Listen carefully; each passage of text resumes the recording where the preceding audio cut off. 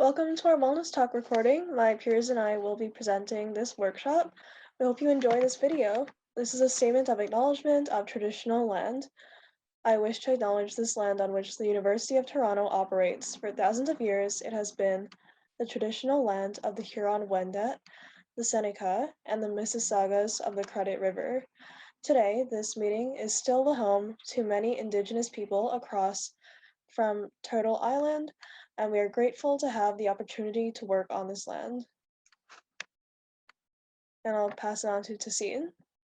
Hi everyone, so our objectives for today, we're going to discuss how marketing can influence our food choices, discuss social media marketing toxicity and eating disorders, share findings from journal articles that support Canada's food guide research, and share tips on how to be critical of marketing tactics. So food marketing plays a really big role in our consumption of food and eating habits, which may not always be healthy for us. So what is food marketing? It's a form of advertising that promotes the sale of a particular food or food product, and it can contribute too much sodium or sugar or saturated fats into our daily eating patterns. Food marketing can take on many forms, such as sponsorships and social media posts. And behavioral advertising is something that tracks your personal data and online activity in order to deliver a targeted ad. So it looks at variables such as age, gender, and purchasing history. So food marketing can affect our choices because in an increasingly digital world, it's constantly around us, delivering very conflicting messages about what healthy eating should look like. It's designed to make us purchase a certain type of food or from a particular food brand by creating links to a particular trend or lifestyle, which you've probably seen already. The benefits of being aware of food marketing ultimately will allow us to make better choices and be critical of the things we're seeing so that we can have an informed diet and lifestyle choice. So when you're going to see certain forms of advertising, you'll be able to pick out why something is being marketed to you if it's being marketed to you.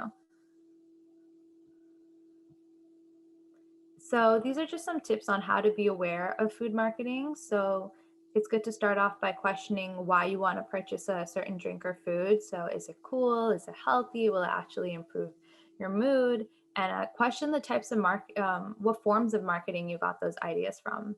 The second one is to explore ways to lessen your exposure to ads. So limit your screen time and use ad-free platforms, download any type of software to limit ad pop-ups, and then to learn about what you can do to protect your privacy or how your browser history will then send you targeted ads. And lastly, it's good to talk to those around you about the effects of marketing. So, to ask what kind of strategies other people use to limit their exposure to food marketing.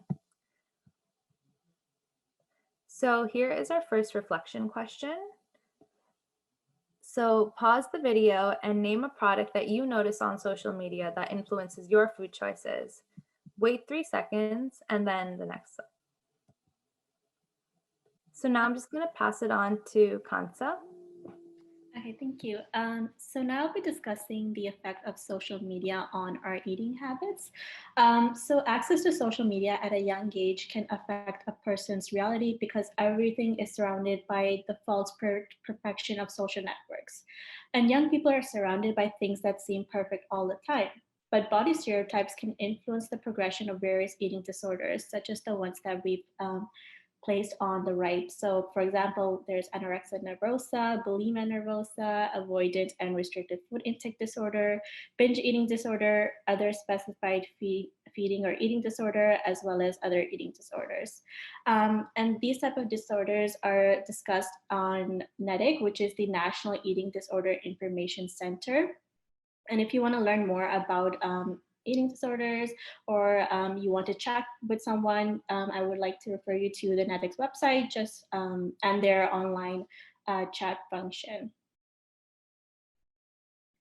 So here's another reflection question. Pause the video and think about if you have ever felt any pressure to live up to a certain diet stereotype or food habits that you see on social media. Again, wait 3 seconds and then continue to the next slide. All right, so there are various forms of ways that information about food is communicated through social networks. So for example, if someone likes donuts, they can make a Facebook post or they can post a picture on Instagram or Pinterest. And there's nothing bad with doing this, but we wonder how this post influences our own eating behaviors. It is important to reflect on how we are influenced by sites like these.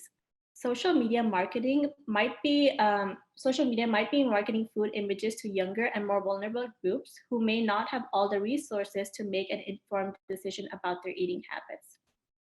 Our age group is going through various physical and psychological changes, which makes us more susceptible to food communication patterns and therefore more influenced by social media.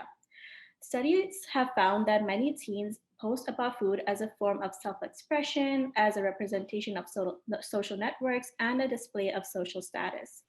But it's important to learn the importance of eating healthy at a younger age because youth are at an increased risk of adapting unhealthy lifestyles. So for this, I'm going to read you an example of one of our peers that they shared to see how social media can influence our eating behaviors. So during high school, I would see a lot of my friends drinking only sports drinks like Powerade and Gatorade during practice or games. They would follow the most popular athletes of the time who were always promoting these drinks, and my peers would drink sometimes 2 bottles a day. It was only after a gym teacher or coach said that these drinks were too high in sugar and not very healthy did people start bringing water to practice slash games. So it's important to reflect how food food communication affects our own eating behaviors. Here is our third reflection question. Pause the video and think about how many times have you caught yourself eating something that you noticed your friend had previously posted about. Again, we ask you to wait 3 seconds and then continue to the next slide.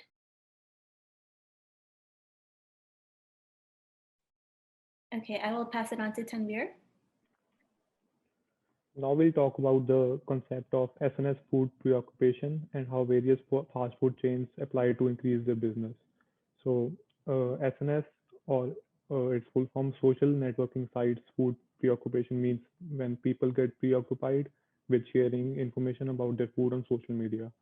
So one study conducted by some researchers concluded that the effect of SNS food preoccupation on the relationship between viewing food images on social media and food selection from a menu states that people with high levels of SNS choose unhealthy food choices compared to people with low levels of SNS. So why is this? Why do we get these results? So the reasons are food cravings, external eating, which is eating in response to food-related stimuli, and peer influences. Restaurants use this marketing tactic to their advantage because it's easier to attract customers by posting attractive food images on their menus or their websites. Moreover, the food they advertise is not always healthy, so keep this piece of information in mind next time you go out to eat. However, the same marketing technique can also be used to view healthier food options. For example, in food blogs, food-centered profiles, output of creative expression in posting pictures of food or plating food, cooking, which is an act of patience, mindfulness, and a means of communication. Now I'll pass it to Sarah.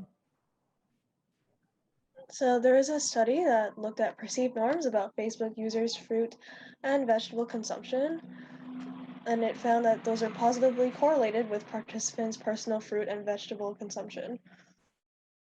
So the results show that norms communicating what others do in their lives, as in descriptive and frequency norms, may guide consumption of low energy dense foods. Perceived norms relating to social approval, or injunctive norms, may guide consumption of high energy dense snack foods and sugar sweetened beverages. So now we have a reflection question. What are some examples of healthy recipes you have tried before because you saw it on social media? So just pause the video and wait 3 seconds, and then you can go on to the next slide.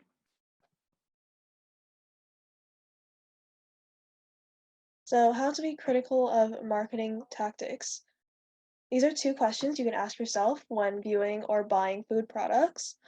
So, the first question is why you want to purchase a certain food or drink. Do you think it's cool, it's healthy, it will improve your mood, or it will provide nutritional benefit? So if you think a food product is cool or you're buying it because you saw a celebrity endorse it, it may not be the best reason. You can instead try to buy food that will improve your mood or is healthy. The second question is what form of marketing you got these ideas from, such as a sponsored blog post, a celebrity endorsement, or messages on the product itself. And tips to avoid marketing tactics. So these are some tips that you can use to avoid these tactics. You can use food labels that includes the ingredients list, nutritional facts, and food allergen labeling. Try your best to stick to your grocery list and avoid impulse buys when shopping. And learn about how to how browsing online can lead to targeted ads. And now I'll pass it on to Tanvir.